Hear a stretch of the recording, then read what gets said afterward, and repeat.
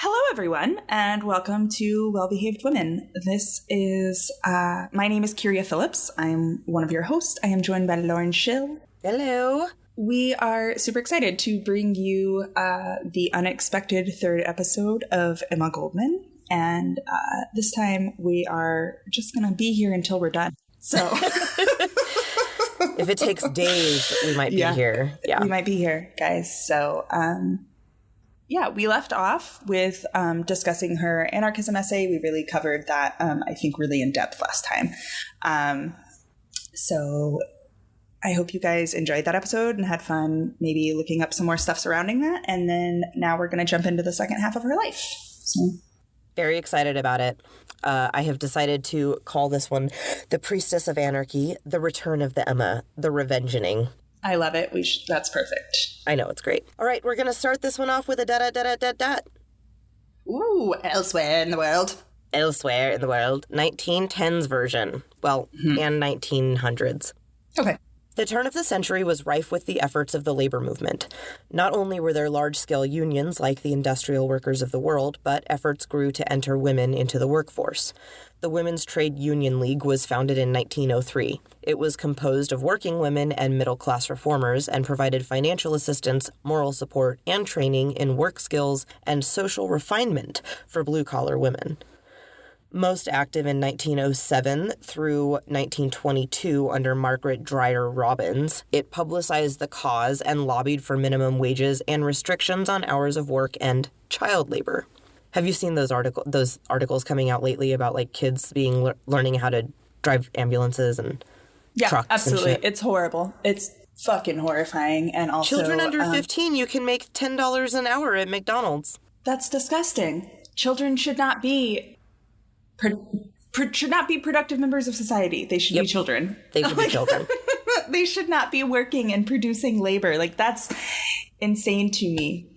Yeah, it's crazy. And very gross, and it makes me deeply uncomfortable. And I started recently following a guy who's a very... he lives in Washington. He's on TikTok. And I wouldn't say that he's like a labor activist, because there's like...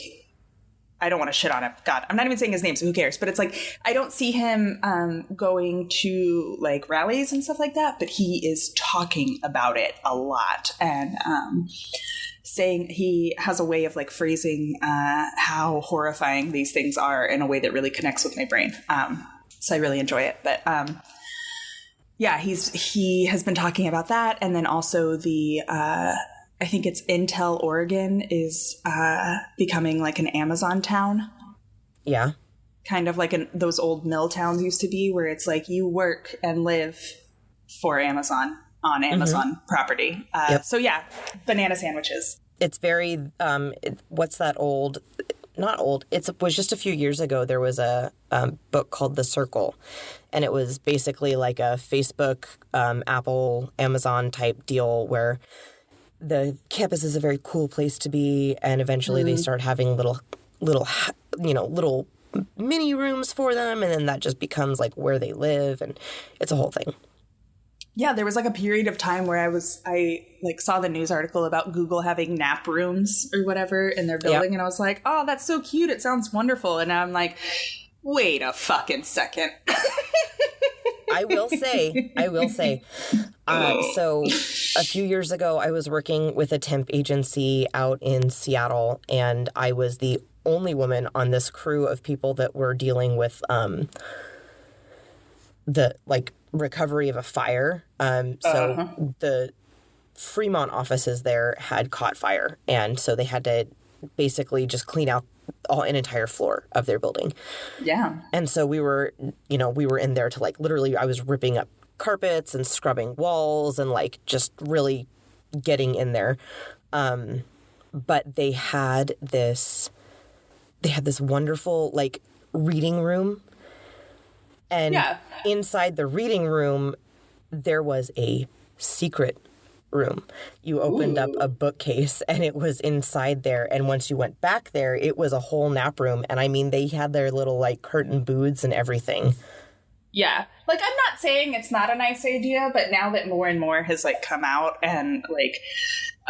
with the encouragement of them trying to actually Yeah. get Now you I'm like, to wait a live second. there. Were you just trying to get us comfortable with the idea of napping at work? Like, hold on here. And then existing here full time, like knowing to exist here full time. Yeah, exactly. Yeah. So, but yeah, I mean, like, Donald's old company had a, like, library room, bunch of books and games and stuff. No napping room, but it was an emotionally abusive situation. So, Yeah. yeah. But anywho, guys, we're never going to get this episode done. Okay. What'd you say? Oh, I just, with all of my tangents about how shitty things are now, I'm like, oh, we're never going to get this episode done because I'm going to have something to say about everything. It is an angry episode for sure. For sure. So also under this lady's leadership, they were able to pass crucial legislation for wage workers and establish new safety regulations. But obviously this comes with a cost. We talked about it last week, and I will say it again and again. OSHA regulations are written in blood. These accidents continued and still continue sometimes to happen. Not only that, but these labor movements were being reflected in radical action around the entire world. Suffrage is starting to be a thing. Women still don't have the right to vote and definitely don't have a voice in their own lives. This movement has grown a lot, and they're organizing to put forth legislation that will eventually allow them to vote. But it took an embarrassingly long time just to get that. Right. And that was only white women. Yeah. The U.S. was already getting state and religion mixed up, and in 1873, the government passed something called the Comstock Laws, officially coined Act for the Suppression of Trade in and Circulation of Obscene Literature and Articles of Immoral Use. This act criminalized any use of the U.S. Postal Service to send any of the following items: obscenity, contraceptives, abortifacients, sex toys. Did I say that? Abortifacients? I think it's I don't actually abortificants. I'm not positive how it's said. Fuck it, I'm going abortifacients. Items that cause abortion. Pills that will allow you to abort a fetus. And sex toys. Also, personal letters with any sexual contact or information, or any information regarding the above items. Jesus. It was updated in 1909 to include interstate mailing of these items, sell, lend, or give away any obscene publication or article used for contraception or abortion. Mm-hmm. In 1914, badass woman Margaret Sanger, someone we will be covering at some point, coined the term birth control and advocated for contraception in her magazine, The Woman Rebel. Emma was absolutely on board, as she had been a supporter of contraceptive practices. Mm-hmm. It was such an important topic for Emma that in 1916 she was arrested for giving a public lesson on how to use contraceptives. Both of these, those Comstock laws. Yep, those sticky Comstock laws. Both women were arrested in separate incidents for violating the Comstock law, and while they released Sanger, Emma was sentenced to 2 weeks in jail for the crime. She used this as an opportunity to reconnect with the rejects of society. Also in 1914, over in Europe, an anarchist group assassinated the presumptive heir to Austria, named Franz Ferdinand. Yes. Okay. The success of this assassination was strictly a stroke of luck, as the group thought their plot had been foiled due to a change to the route in the motorcade. This act intensified already huge tensions throughout Europe and started the Great War, or what we now know as World War I. If anyone, and I mean especially if you like a good podcast, huge history lessons into all of the nuances of how this war came about, please go check out Dan Carlin's Hardcore History. He's got like... I haven't even listened to it yet. They intimidate me. They're hours long. It is a time investment. But at the end of it, you know things that you didn't even know existed before that episode.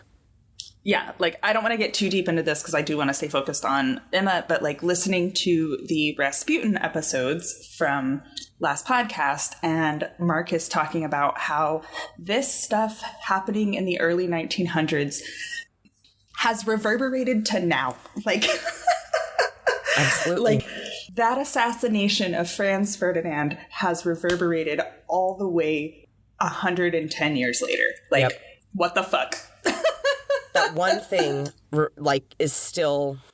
We don't have nearly the international relations that we would if that hadn't happened. And it has shaped the entire last century.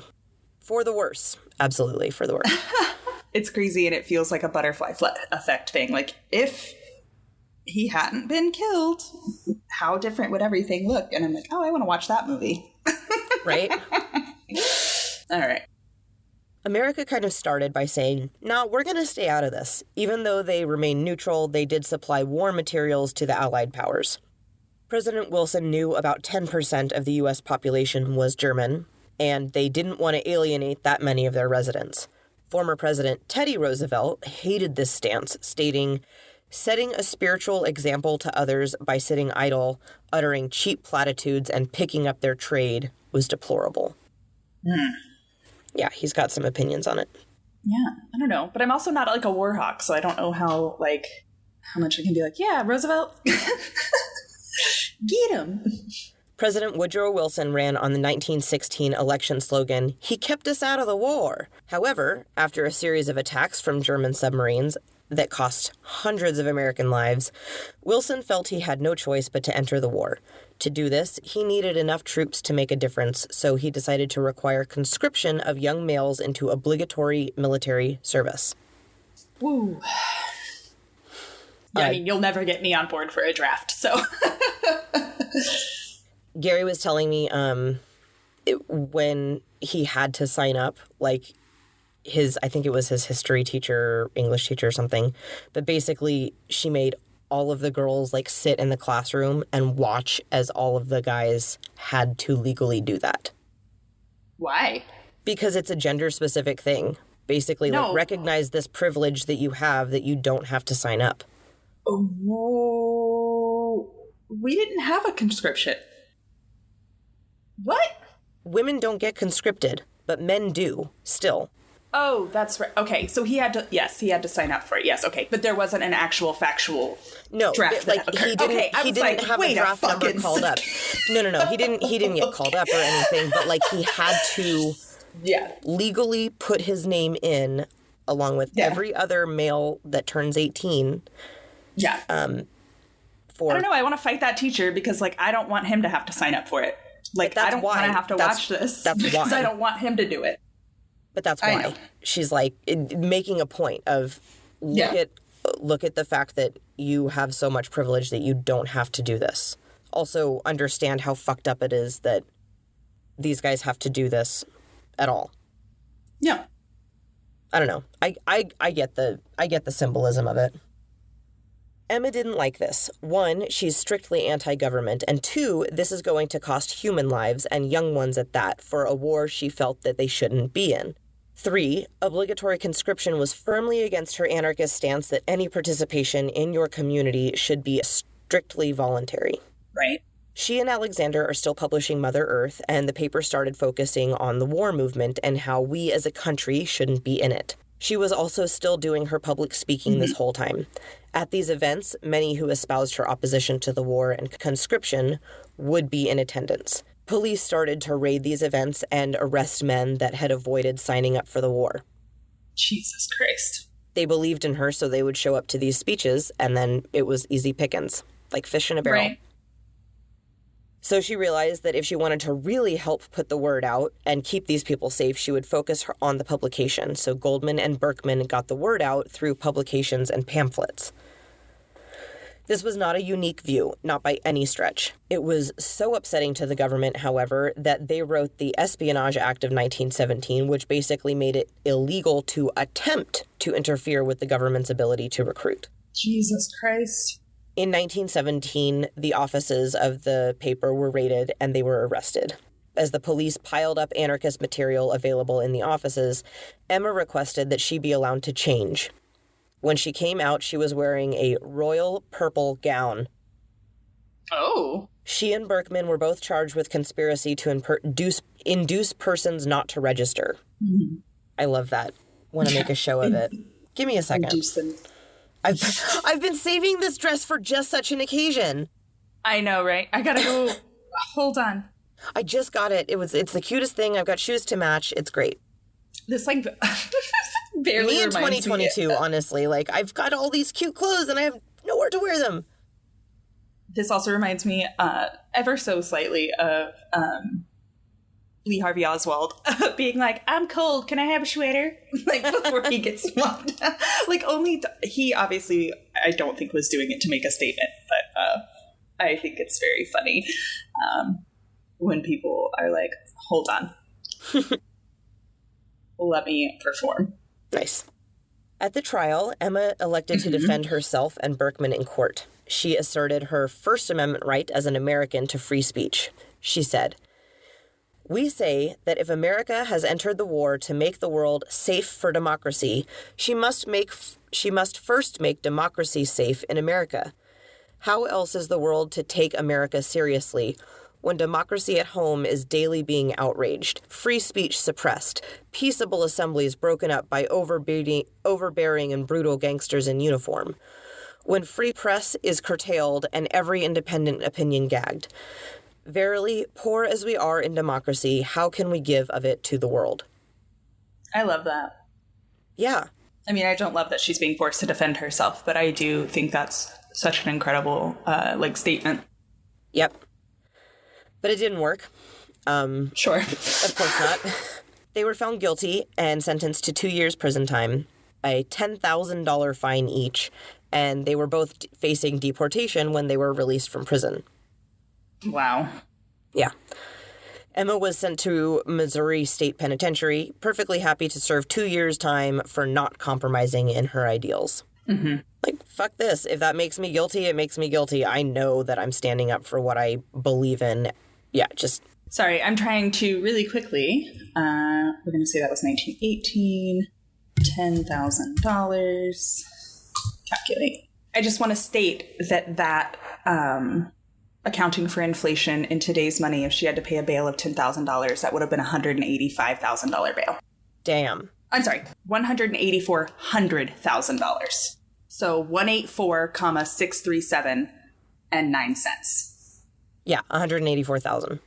Oh yeah, 184,000. Yeah. Yep. Sorry. I'm like, I forgot where the 100 goes because I'm looking at where do I say 100? $184,000 in today's money for her bail. My brother and I were talking the other day about the fact that none of the things that we learned in school actually got us anywhere, including math in this case. Like, it's right. Whatever. Doesn't matter. Yeah, I mean, it's true. There are so many things that should have been taught in school that people are like, no, that's the parent's job to teach. And I'm like, no, I really feel like school teaches you to be a laborer, not a person. It does. And truly. I just feel like school should teach you to be a fucking person with varied skills, not just a brain that listens to instructions and does it. Like, a person with varied skills. You do home ec, you do finance, you do car maintenance. Like, I don't know. I want to take over schooling. So bad. We were talking about the book bans today. Yep. A number of schools in, I want to say, Tennessee and Texas and a whole bunch of other places are now banning books that, it seems like this goes in cycles because I know those books were banned, 50, 60 years ago? And some of them were banned again before that. These books keep getting banned, and the people that banned them never ever seen as the heroes. Why are we doing this? Like, is it just because you don't want your kids seeing the horrors of reality? Well, and also just to hear, like, one of the books is sex is a funny word. Like, kids should learn about these. Yeah, it's just the puritanical and the evangelicalism leaking in. And I grew up with that. I'm still having a hard time, like, getting comfortable talking about sex things. And, like, when it comes on TV. Same. It's hard for me. Same. Yeah, like, watching sex scenes, even with my partner. Makes me super uncomfortable. Gives me uncomfortable feelings. I'm like, yeah. Yeah, I guess crazy. The one that started it, I just looked it up. In Tennessee, the McMinn County Board of Education voted to remove the Pulitzer Prize-winning graphic novel Mouse from a module on the Holocaust. There's a comic book store around there that's now giving it out for free. Oh, that's beautiful. Yeah. Love that. But yeah, people are just so... It's puritanical religion, honestly, is really what I feel like it is. Mm-hmm. And it's always been that way. Yeah. It's just a cycle. Been that way. Like, it's very. It's what do we sandwich. Not want to? What does the conservative Christian group that controls the law making in the country? What do they most fear at that point? There are laws that are going to come out about communists. There's laws that are going to come out about like we're getting. We're having fucking Roe v. Wade stripped from us. Now that it's finally been, now that it's passed and it's been upheld for a number of years, like it's being threatened again. This has always been this horrible, horrible cycle of what does the conservative not want? Yeah. It's horrible. It's insane. All right. So $184,000.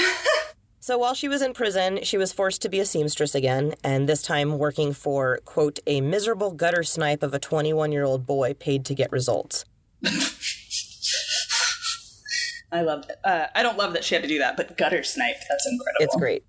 But she made friends. There were many other radicals getting arrested, and Emma found herself in the company of Kate Richards O'Hare, who was a socialist and suffragette arrested for giving an anti-war speech in North Dakota, and Gabriella Segata Antolini, an extremist anarchist who was arrested after transporting a bag of dynamite on a train to Chicago.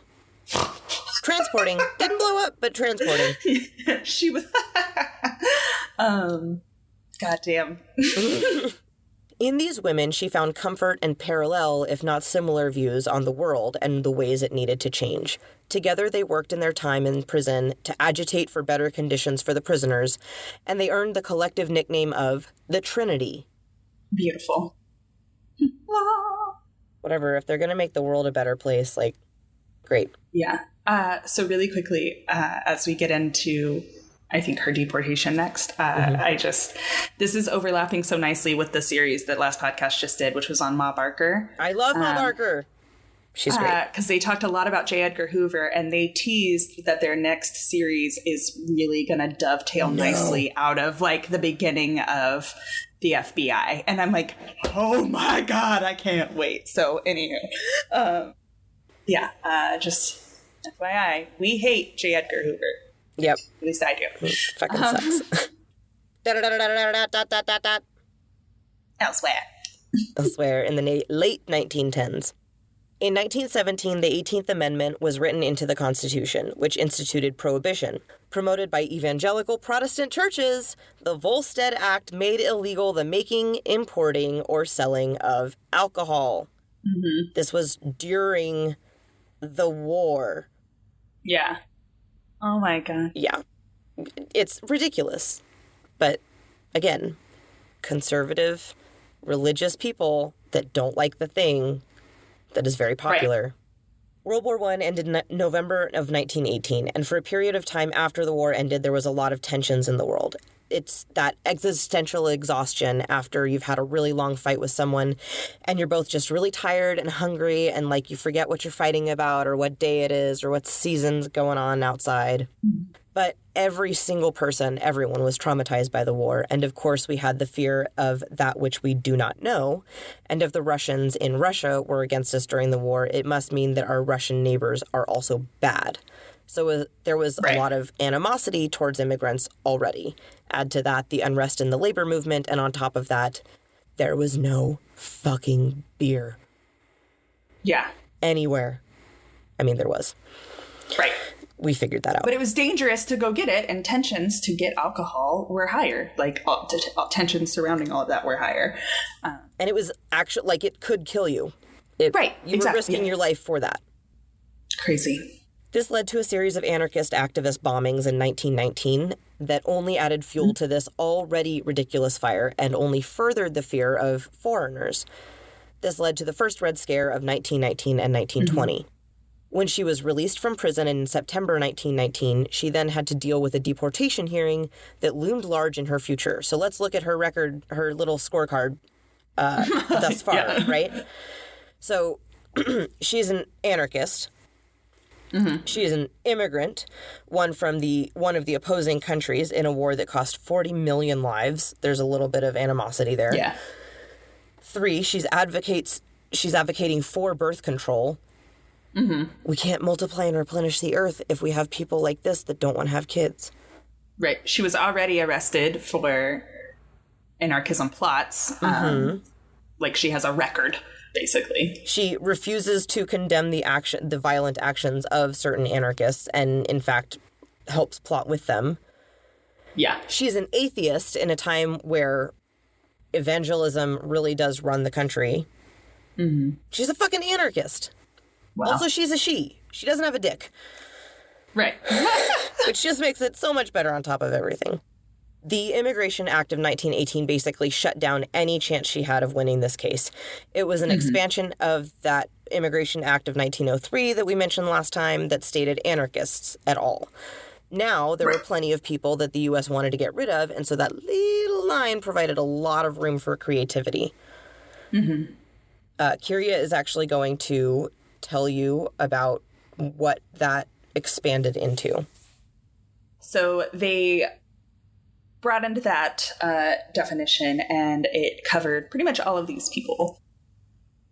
Aliens who are anarchists. Aliens who advise, advocate, or teach, or are members of, or are affiliated with any organization, society, or group that advises, advocates, or teaches opposition to all organized government. Aliens who believe in, advise, advocate, or teach, or are members of, or affiliated with any organization, association, society, or group that believes in, advises, advocates, or teaches the overthrow by force or violence of the government of the United States, the duty, necessity, or propriety of the unlawful assaulting or killing of any officer or officers, either of specific individuals or of officers generally, of the government of the United States. The unlawful damage, injury, or destruction of property, or sabotage. D, aliens who write, publish, or cause to be written or published, or who knowingly circulate, distribute, print, or display, or knowingly cause to be circulated, distributed, printed, or displayed, or knowingly have in their possession for the purpose of circulation, distribution, publication, or display any written or printed matter advising, advocating, or teaching opposition to all government, or advising, advocating, or teaching the overthrow by force or violence of the government of the United States. The duty, necessity, or propriety of the unlawful assaulting or killing of any officer or officers of the United States. The unlawful damage, injury, or destruction of property, or sabotage. And finally, aliens who are members of, or are affiliated with, any organization, association, society, or group that writes, circulates, distributes, prints, publishes, or displays, or causes to be written, circulated, distributed, printed, published, or displayed, or has in its possession for the purpose of circulation, distribution, publication, or display, any written or printed matter of the character in subdivision D. So if you look at a pamphlet, if you wipe your ass with a pamphlet that you found on the street, you may be arrested. I'm pretty sure that is in subtext. That's one of the appendices. If you wipe your ass with it, you get like, arrested. Oh, I found this. I might wipe my ass with it. And then if you're caught with it, even if it has doo-doo on it, prison. Like Straight to jail. Right to jail. Right to jail. And just really quickly, I also want to cover the first paragraph of effects. The New York Times reported that in the fiscal year of 1918, 2 anarchists were denied entry, 37 were deported, and 55 were awaiting deportation. Yep. We'll go into numbers here in just a second. Yeah. So, of course, Emma was a naturalized citizen by then. She had been in the U.S. for quite a while, and her marriage to Kirshner so many years ago, that guy that was really depressed, and then they got divorced, that made her an American citizen. So she objected to the entire ordeal, stating that they couldn't treat her like this, stating, quote, "Today, so-called aliens are deported. Tomorrow, Native Americans will be banished. Already some patrioteers are suggesting that Native American sons, to whom democracy is a sacred ideal, should be exiled." But because her ex-husband's citizenship had been revoked after he'd been arrested in 1908, her citizenship was considered null and void.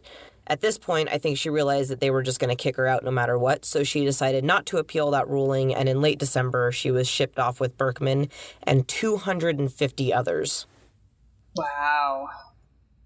They landed in Russia right at the height of the Russian Revolution and the Russian Civil War, at the same time. Yeah. Holy shit. These were largely caused by food distribution issues and labor movements around the nation. So, being very familiar with all of that, they picked up their cause there, joining strikers in the areas that they could. This was not without danger, however, as Emma was rightly worried that she would be taken by anti-Bolshevik forces. She once even heard a party official state that free speech was a, quote, bourgeois superstition. What the fuck? Hey, listen. That one sentence caught me so off guard. Oh, no. Oh, no. I don't agree with it. I do the research. No, I know. No, absolutely. A bougie superstition is a wonderful, like, that sounds like a femme band name. Bourgeois superstition? Yeah. But the fact that it was free speech. Yep. Oh my god. A thing we are still fighting with today. Yeah, I mean, maybe it is then. Maybe he's right. It is. You know what? He does have a point. Yeah. It is because I will say probably people like him made it so. Probably. They hated it in Russia. They felt that there was not much to be gained by staying in a place where they could do nothing. And after a couple of years, they moved to Latvia and then to Berlin, where they settled for a few years. While there, she wrote a series of articles about her time in Russia. After they were published, they were collected and published again in a book form as a 2-volume set. They were titled My Disillusionment in Russia and My Further Disillusionment in Russia, much to Emma's dismay. Those are terrible titles. They're awful. They're fucking horrible. How terrible. Yeah, the publishers added those titles to attract attention. Like, ooh. Yeah. She was a little too extreme for the movements in Germany, both leftist movements. Communists really didn't like her ideas of Soviet repression, and liberals didn't like her radicalism. So she left Berkman there to continue working with that cause, and she went to London. Mm-hmm. There she landed with a splash, giving a speech to an audience of 200 at a dinner, like right after she got there. Some left the speech, and others thought she was prematurely critical of the communist movement. In short, she rustled feathers pretty much anywhere she landed. Yeah. She traveled around the next few years trying to find her home and just bounced everywhere. Yeah, I had forgotten very briefly what exactly Russia looked like. Like, I was like, Civil War, Revolution, got it, but I had forgotten that it was like as they were trying to transition to communism. So that's what I was like, why was she upsetting people? Got it. Yeah, she's actually seen how it works. Mm-hmm. She entered into a dark period during her years in London. When deportation again became a threat, a casual acquaintance offered to marry her to offer citizenship. She accepted, and in 1925 she was married again, but she had never been so lonely, and basically she never saw the guy again. Her citizenship to Great Britain now allowed her free travel to France and to Canada, and she continued on with activism and speeches. But she would come home and basically know that, like, no one in the city gave a shit if she got home safe. Yeah. She was very, very sad, and she would write to Berkman and tell him that. What was he doing? He was still working with the cause in Germany. Well, yeah. So they never rekindled their, like, love, huh? No. I think that is That's something that has been kind of questionable to me while I've been learning about all of this stuff. And it seems like for the rest of their life, they're still really good friends and they still work together and shit. But I don't know if they ever date again. Yeah. But like, when you know someone that well, I mean, even if the flame's not there anymore, like, you can't just erase the kind of chemistry that you have with someone. So if they worked well together and, you know, they were both kind of going through the same shit, like, why not just stick together? Absolutely. No, definitely. I wasn't criticizing them for that. It was just a sad feeling that, like, clearly they do. She wouldn't share those things with him if she didn't feel safe doing so. So I can just tell that there's care there, and it just makes me feel really sad. Yeah. Yeah. I guess, like, that she was so sad. I'm just feeling for her. That's okay. She also deeply cared about her fellow anarchists, and it hurt her deeply when she learned of the impending executions of Italian anarchists. While on a trip to Canada, she wrote again, quote, "Then I had my life before me to take up the cause for those killed. Now I have nothing." Wow. Elsewhere in the world. 1920s edition. Woo woo. It was known as the Roaring Twenties, and I did spirit fingers and nobody saw it. Whatever. That's fine. We're not doing well. It was known as the... We're so tired. Life's hard, guys. It's true.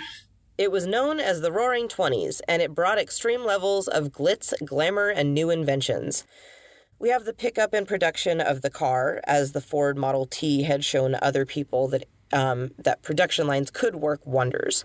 Radio, cinema, talkies, aviation, all that is just coming out in the U.S. Right. Women finally have the right to vote, and this suffrage movement was effective in the U.S., Canada, Great Britain, and a lot of European countries. Parties were very, very, very lavish, and people would go on treasure hunts. Speakeasies were really popular, or things were really shit and your country was already in a depression or a war itself.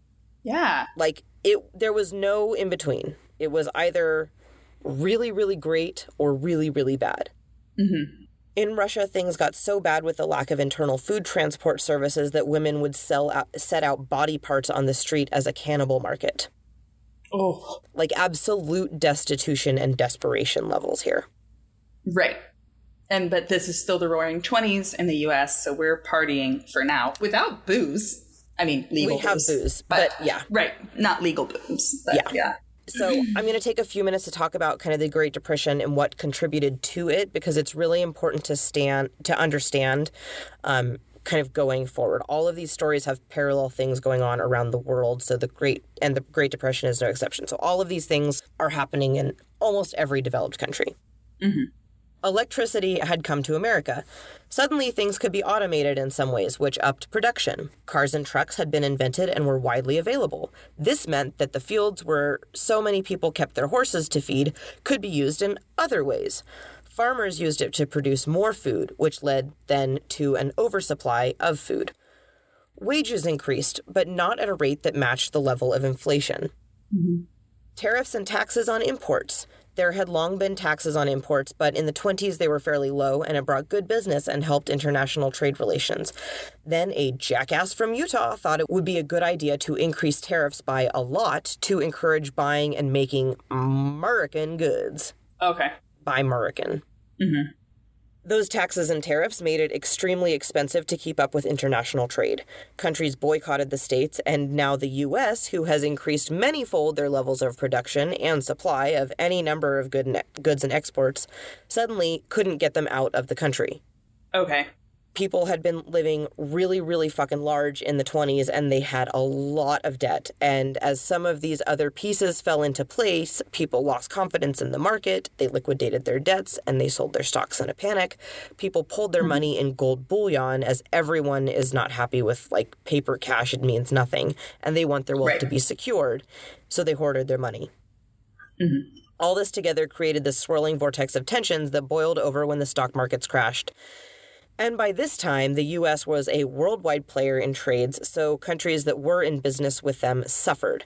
Countries that boycotted them had to find other routes of goods, and infrastructures were still fairly fragile as governments were still being developed, and some countries were still recovering from war. Right. Right.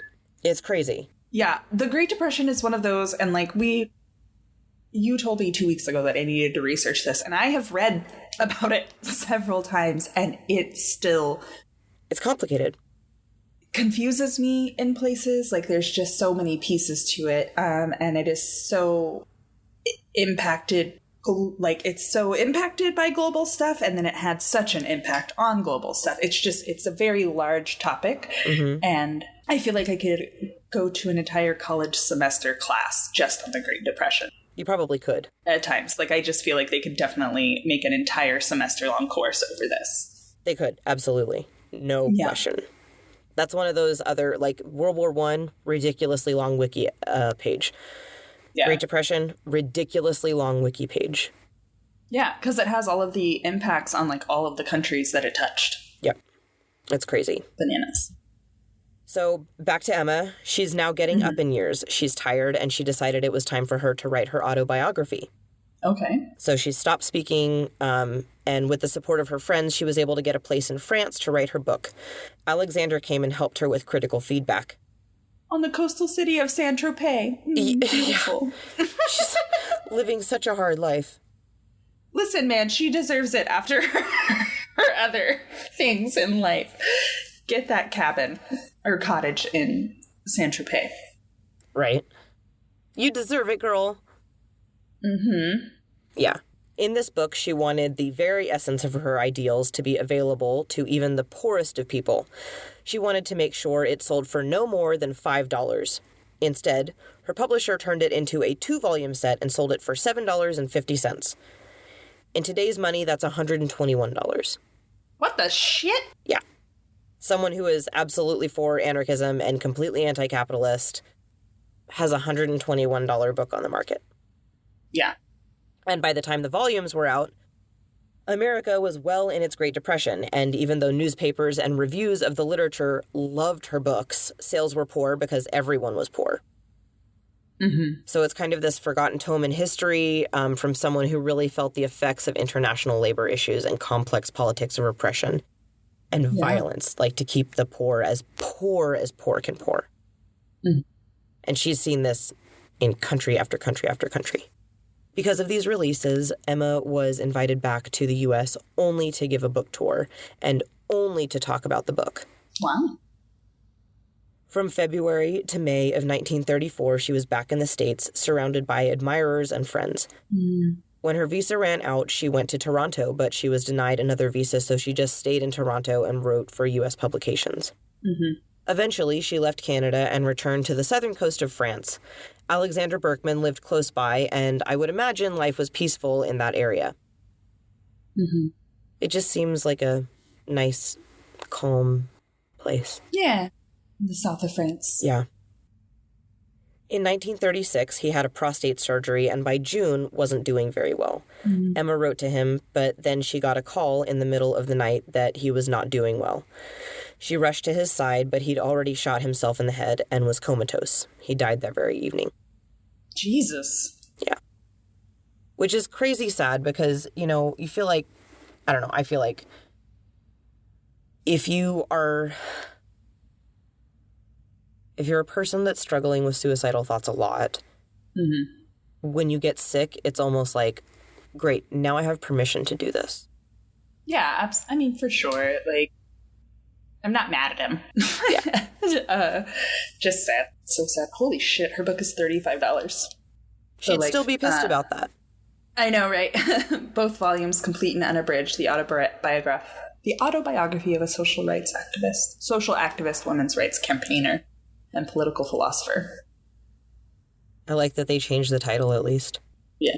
It's called Living My Life, and then the autobiography of a social activist. Right.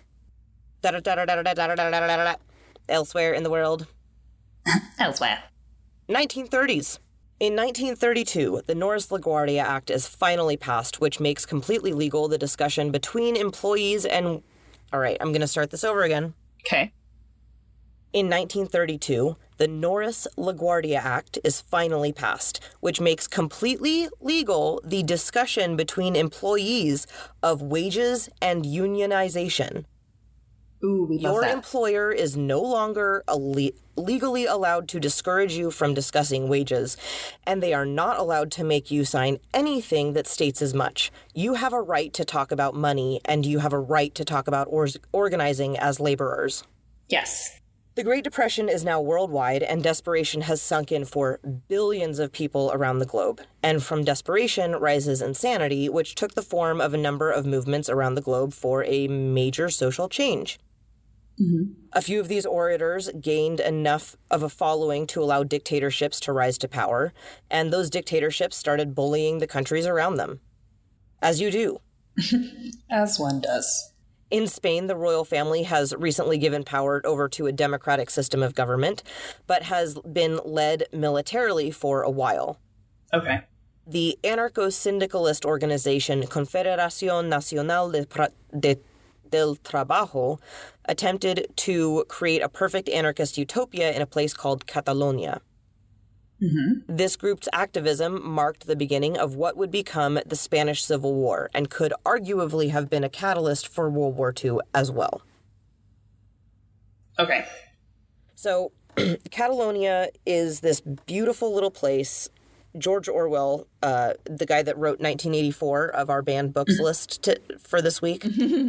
Yes. Ooh, we should start putting up, like, our favorite banned books. Ooh, fun. I would probably go Aldous Huxley's Brave New World. Never read it. Highly suggest. I'm terrible at reading. I want to be better. I'm like, I want to read that book. I want to know the story. Especially in high school, I was very bad about reading assigned books. Yeah. I was the opposite. I remember realizing if I read Les Mis all in 1 month, I could cheat the system and get all of the points for the entire year in one go. And then the rest of the year, I could read whatever books I wanted to read. So I put myself through the misery of Les Mis. And then I realized the points didn't roll over. And I remember being incensed. And I'm pretty sure complained to one of the teachers going, no, this is not fair. I sat through this bullshit. Yeah. Anyway, George Orwell of Animal Farm fame lived in this place during the war and wrote this about his time there. I had dropped more or less by chance into the only community of any size in Western Europe where political consciousness and disbelief in capitalism were more normal than their opposites. Up here in Aragon, one was among tens of thousands of people, mainly, though not entirely, of working-class origin, all living at the same level and mingling on terms of equality. Mm-hmm. In theory, it was perfect equality, and even in practice, it was not far from it. There is a sense in which it would be true to say that one was experiencing a foretaste of socialism, by which I mean that the prevailing mental atmosphere was that of a socialist. Many of the normal motives of civilized life, snobbishness, money-grubbing, fear of the boss, etc., had simply ceased to exist.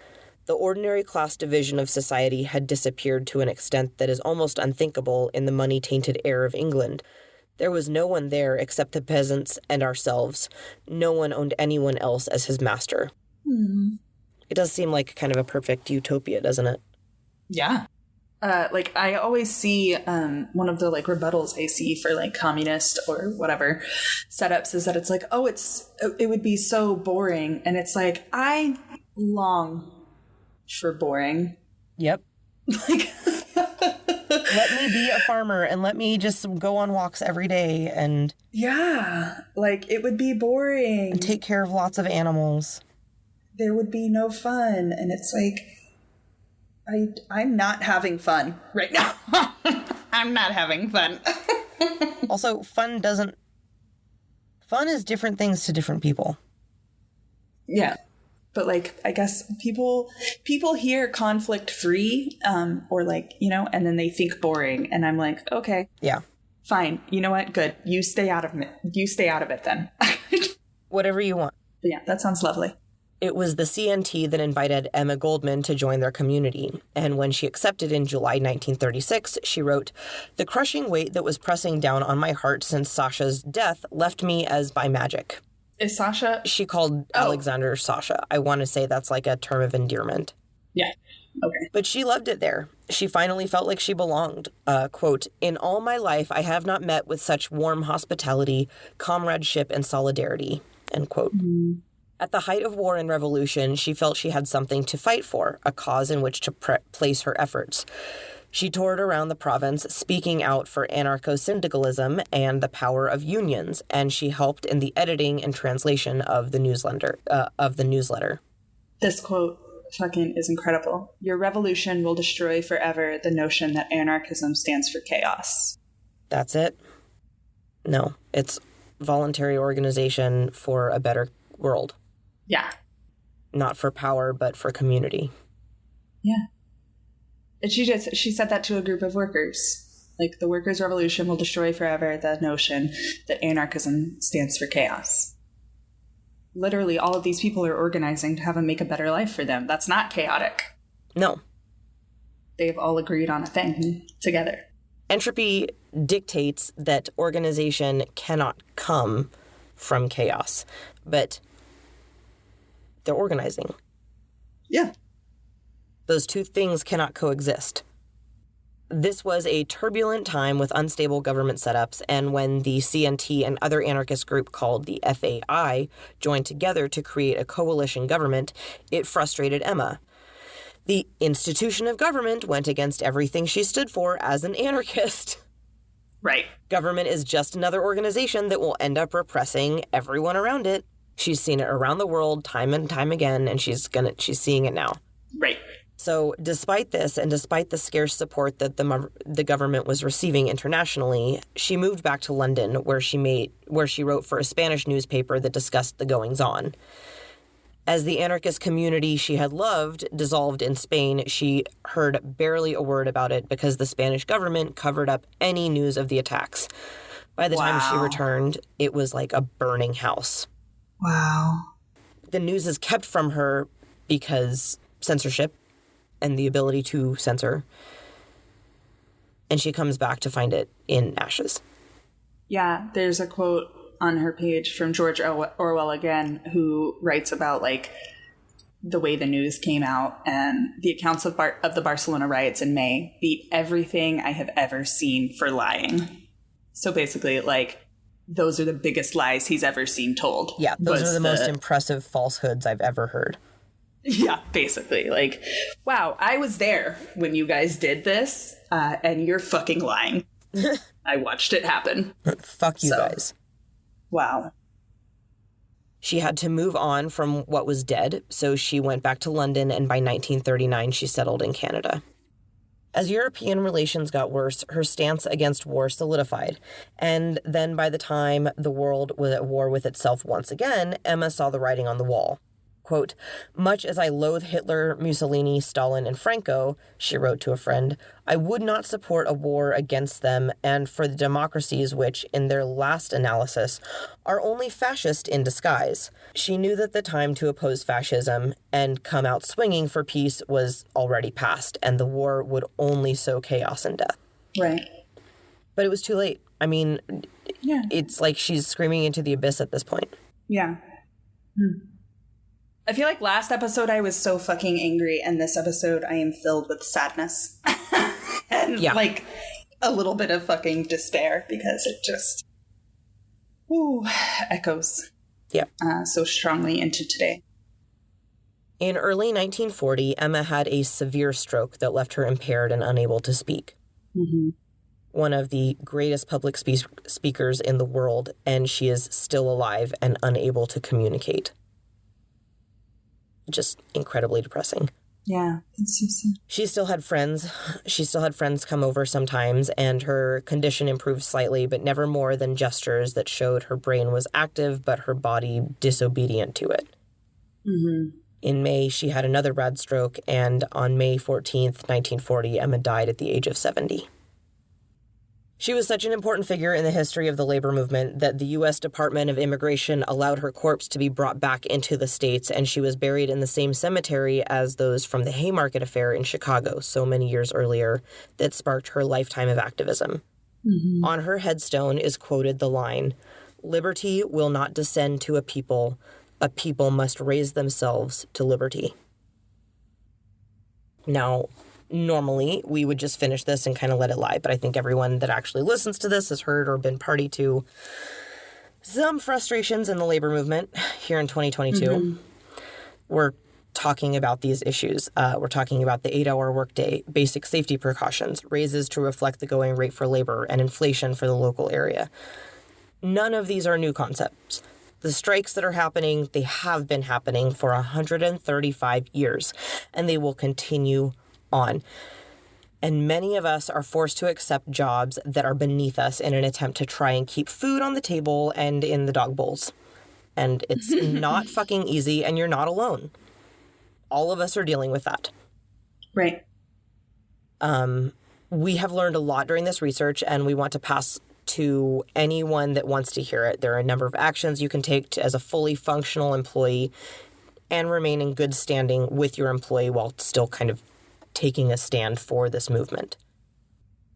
All right. First, learn the different ways to take action and which will be right for your organization. Blue flu, work to rule, rulebook slowdowns, lockouts, strikes, contract negotiations. Speak with your fellow coworkers, get them informed and educated, and get them on board if those actions seem necessary at your place of employment. Figure out the actual cost of living in your specific area, and then find an hourly rate of pay that can sustain that for each employee. No more, well, doesn't your partner work too bullshit. An adult should make enough to sustain themselves on their salary alone. This is especially important to remember because the cost of living is vastly different in various regions of the nation. Minimum wage in Tulsa is going to necessarily be different than minimum wages in San Francisco. Do your research to come up with a fair number.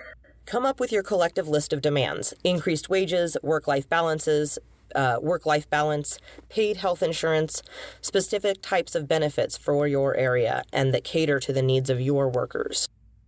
Consider management cooperation. Despite what many people might think, your management may not be the enemy. They are likely dealing with monetary issues of their own, pressure from above, and demand of shareholders. So inform them of your goals selectively, like, this is going to be difficult, obviously, because not every manager is going to be on your side, maybe, but use your discretion. Try your best to get to know them. Yeah, try your best to get to know the people around you that you think will be able to move this forward, and let them know what is in it for them as well. If your coworkers are fighting for an increase in wage, $15 minimum, $21 minimum, depending on where you're living, management would be getting a raise commensurate with that.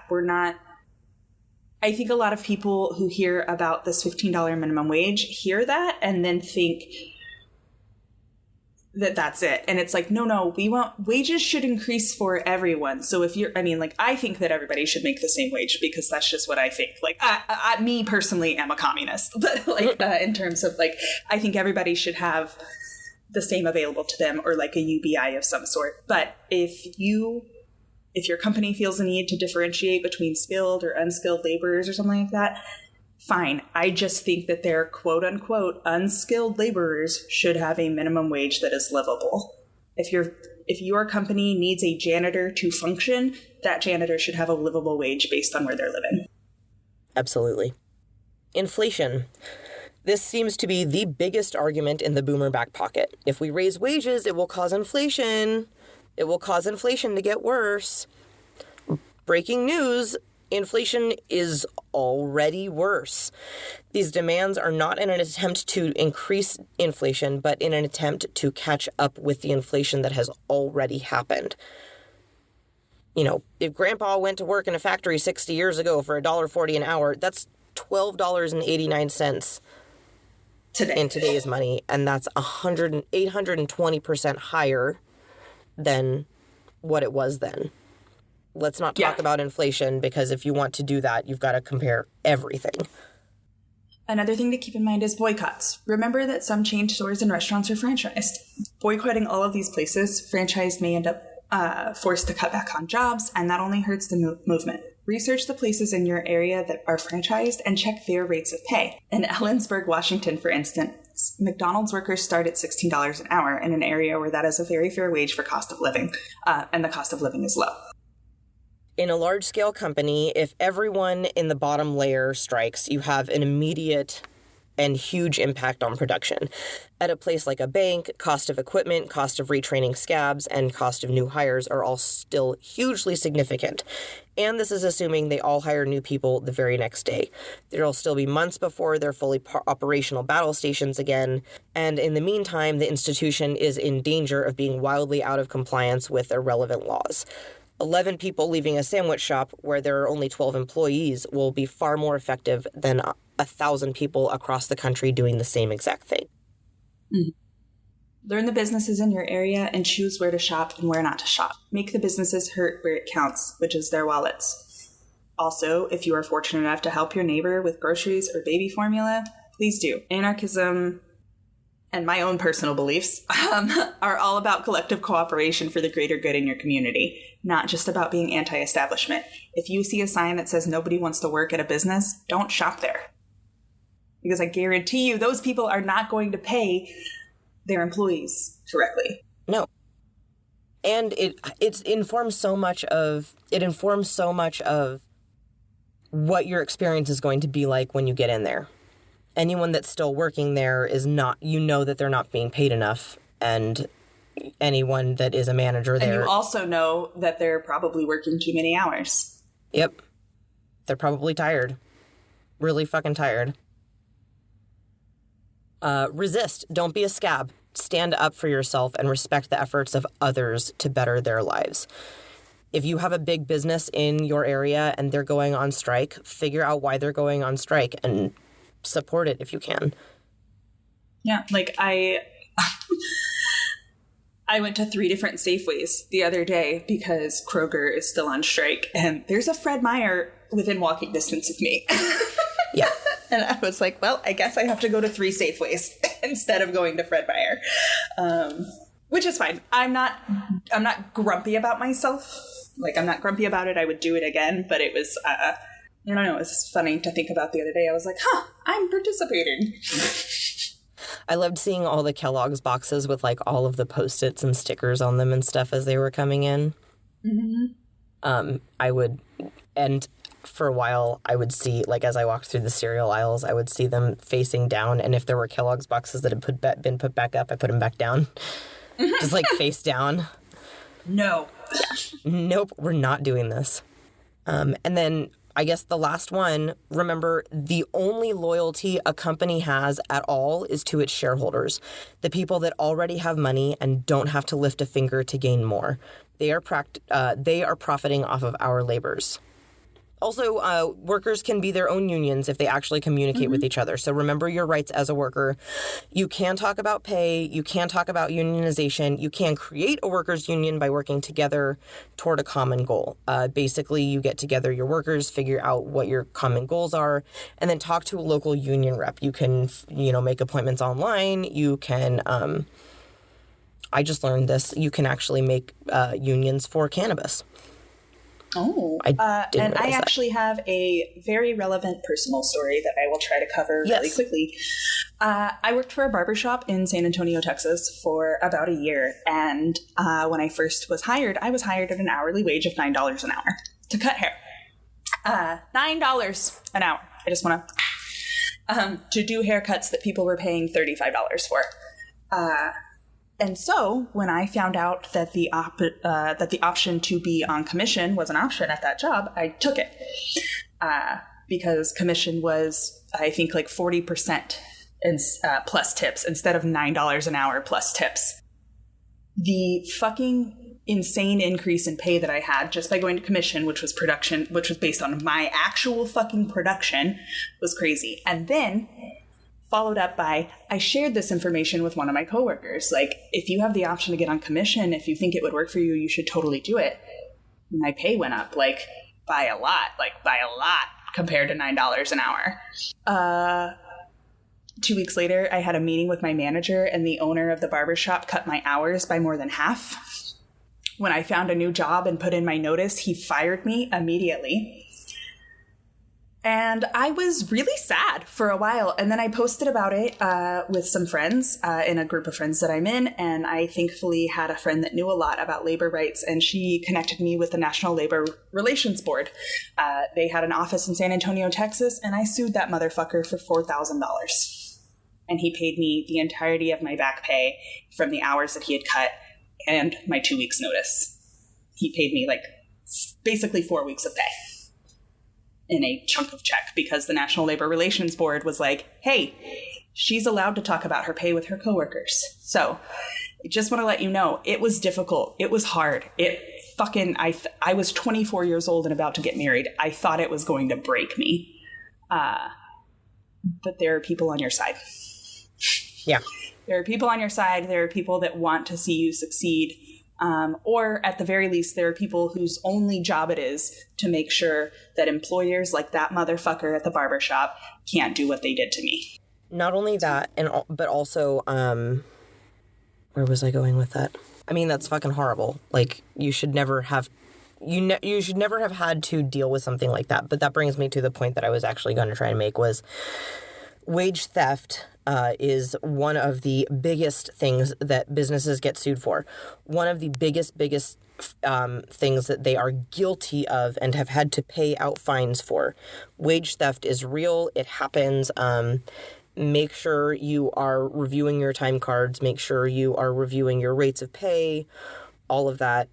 Don't let people arbitrarily change stuff. Don't work on your lunch break. Don't work on your lunch break. Don't answer your phone after hours.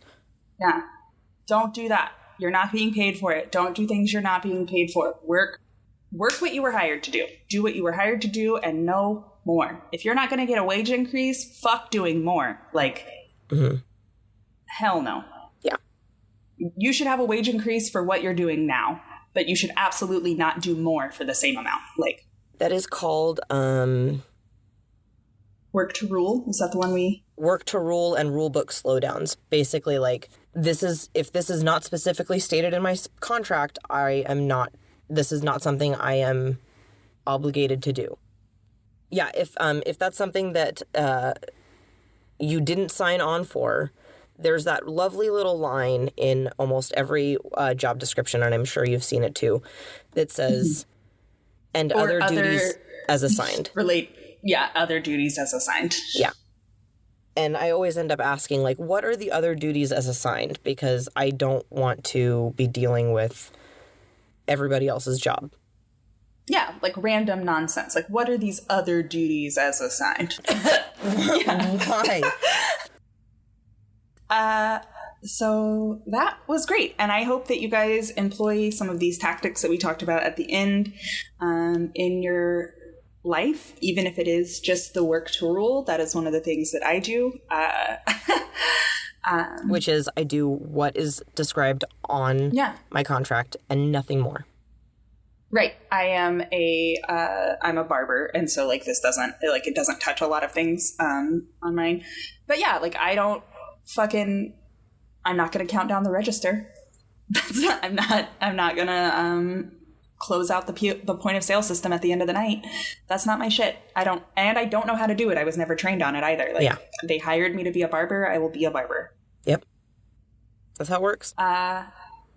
That's it, guys. That's Emma Goldman. And I fucking loved these episodes. I had so much fun reading about them. I had so much fun yelling with my friend about how relevant so much of it is even today.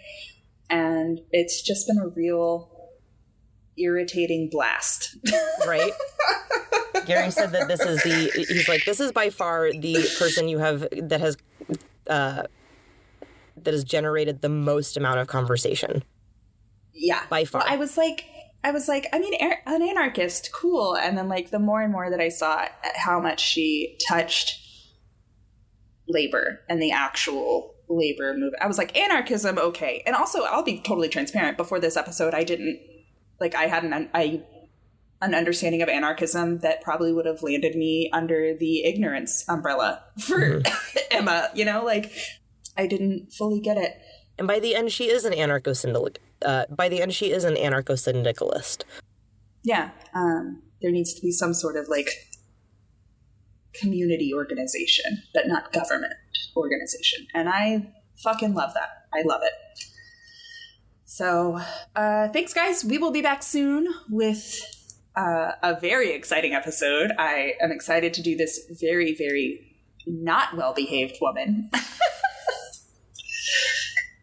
What are you doing? Oh, you just froze. Okay. You froze. Sorry, it froze. Say that one more time. I'm very excited to do an episode on a badly behaved woman. Yeah, she's a real bitch. So yeah, it froze on my side. It froze on my side too, and it just had you like this. I was like, "What are you doing?" I'm doing karate in my closet. I guess. Cool. Well, thanks, guys. Drink your water. Have a great week. We'll see you next time. Bye.